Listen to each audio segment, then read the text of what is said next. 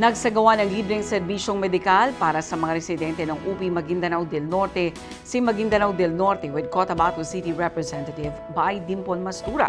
Narito ang report. Isang outreach program ang isinagawa ni Maguindanao del Norte with Cotabato City Congresswoman by Dimpon Mastura para sa mga residente ng UP Maguindanao del Norte.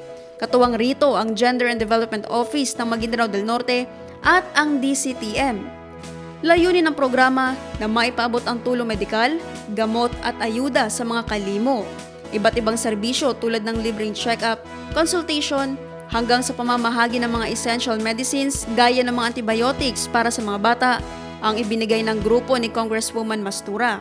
Sa ilalim ng inisyatibang LIMO o Livelihood, Intervention on Women, Medical Assistance, and Oplan Tulong, isinabay rin ang pagdiriwang ng Pink October para sa breast cancer awareness, isang paalala sa kahalagahan ng kalusugan ng kababaihan.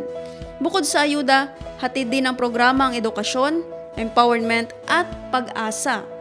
Naphtali Velarde, iMinds, Philippines.